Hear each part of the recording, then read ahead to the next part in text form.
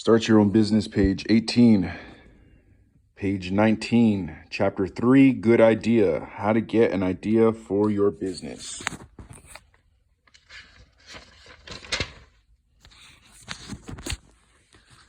Page 20. Many people think it's so mysterious to start a business. After all these years, I still hear I can't do it, or I have no idea what to do. Nonsense. In this chapter, you're going to find out how to get an idea for a business, how you figure out exactly what it is you want to do, and then how to take action on it. But before we get started, I want to clear up one point. Every year people ask me, is this a good time to start a business? And I almost always answer yes. I truly believe at this point, there's never a bad time to launch a business. It's obvious why it's smart to launch in strong economic times. People have money and are looking for ways to spend it. But launching in tough or uncertain economic times can be just as smart.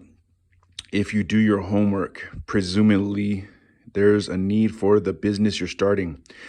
Because many people are reluctant to launch in tough times, you need business. Your new business has a better chance of getting noticed. Of course, it hasn't always been this way. When I started with Entrepreneur in 1978, it wasn't such a great time to be on your own. People who were entrepreneurs were often thought to be unemployable, people who couldn't get along with their coworkers or bosses. A lot has happened since then. Today, there are millions of small businesses in America. Estimates vary, but generally more than 1 million businesses are started every year in the United States. Yet for every American who actually starts a business, there are likely millions more who begin each year saying, okay, this is the year I am going to start a business, and then nothing happens. Everyone has his or her own roadblock, something that keeps them from taking that crucial first step. Most people are afraid to start. They may fear the unknown or failure or even success. Others are just overwhelmed by the belief they have to start from scratch. They think they have to start with a clean slate and figure out, okay, what product can I invent? What service can I start? What can I do that no one has ever done before? In other words, they think they have to reinvent the wheel. But unless you're a technological genius, trying to reinvent the wheel is a big waste of time. If you're another Bill Gates or Steve Jobs, then this is the way to go. But for most people starting a business, the issue should not be coming up with something so unique that no one has ever heard of it. It's answering the question, how can I improve on this? Or can I do this better or differently from the other guy doing it over there? It's not the business you're in, but the way you do business that makes the business or makes the difference. Every business has a formula for making money. You need the determination to figure out the formula for your particular business. Greg Brophy, founder of Shred It America Incorporated. Page 21, get the juices flowing. How do you start the idea process? First, take out a sheet of paper and across the top, write things about me. List 5 to 7 things about yourself, things you like to do or that you're really good at.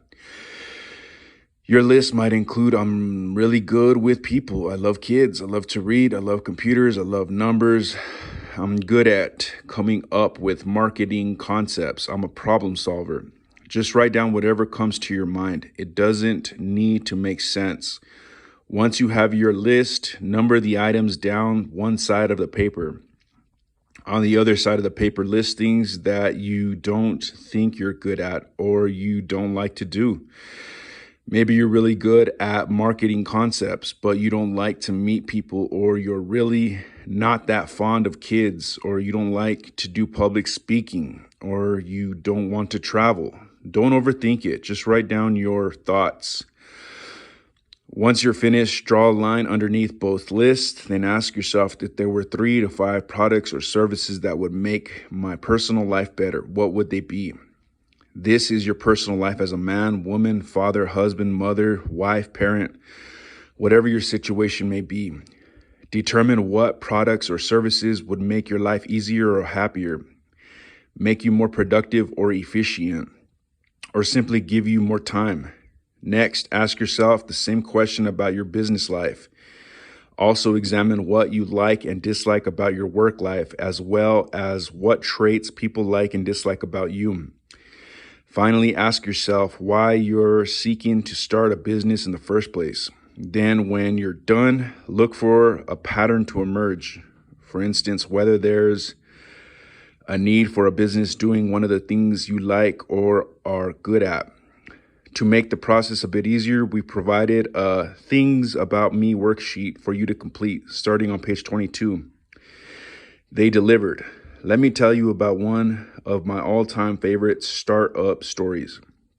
I live and work in Irvine, California, a planned community.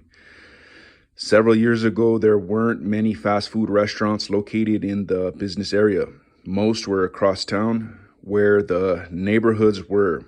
Two young men in Irvine found this lunch situation very frustrating. There weren't many affordable choices. Sure, there were some food courts located in strip centers, but the parking lots were really small and the wait was horrendous.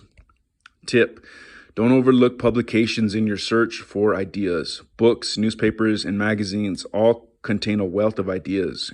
Your reading list should include business, lifestyle, and niche publications. Read your local newspaper as well as major newspapers for the large trend-setting cities like LA, New York, and San Francisco. You can read many of these online for free.